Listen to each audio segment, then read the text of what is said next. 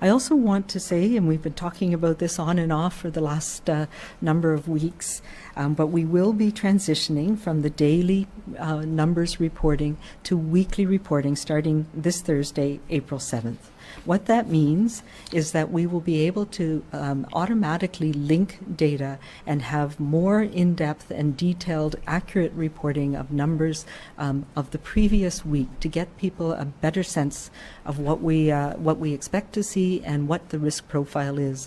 We have, as we've seen, especially during Omicron, when it was very challenging to keep up with the daily manual line lists, we see various swings on a day-to-day basis. So we now have an automated process that allows us to do it in a more accurate and timely way.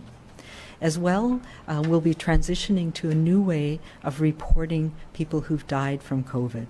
And it's going to be looking at 30-day all-cause mortality in anybody who has had a COVID positive test. So that means we will be overcounting people early on, because we know that it takes several days for the linkage to happen between our lab tests and vital statistics. But then as we get the cause of death data in from vital statistics, that will be updated on a rolling basis. And that gives us a more accurate picture of all-cause impacts from COVID-19. Dr. Henry, I just wanted to ask about the changes in death reporting. When you know subsequently how many people have died from COVID-19, because you said at first there would be an over-reporting of that number, will that number of the people who have actually died from COVID-19 be listed as a separate number or in a separate category on the dashboard? And if not, then how will we know how many people have actually died from COVID-19?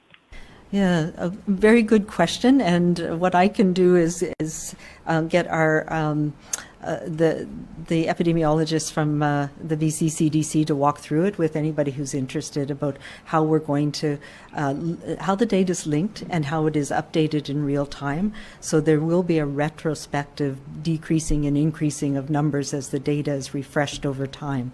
But it will be automated. So right now when we do that, you may recall some days we've taken off X number of cases and because we do periodic data reviews. Now it'll be an ongoing automated data review.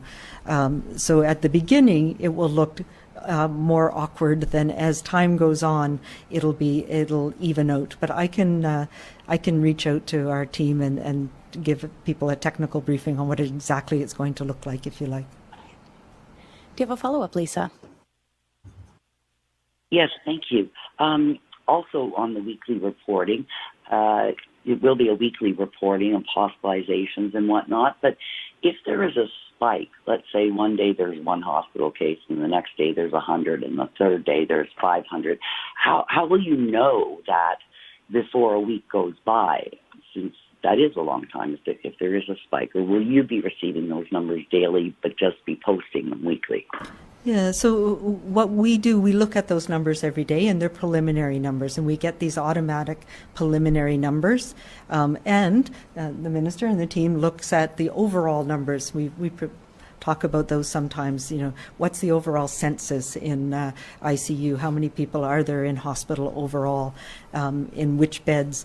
So this is a more, as we went to the census reporting of hospitalizations, we get the preliminary numbers every day, and we will continue to do that. We'll continue to monitor that. We get preliminary reports from the lab linkage about how many people have tested positive, but there's often duplications in those, and so the numbers that come out one day will be overestimates because the cutoff was at 9 o'clock instead of 10 o'clock, or there was a second run, or a whole bunch of things happen on a day-to-day basis that we can then once a week look back and get the more accurate numbers by day. So that's how it will be reporting coming along, but we continue to monitor these things on a day-to-day basis. Just one sentence aside.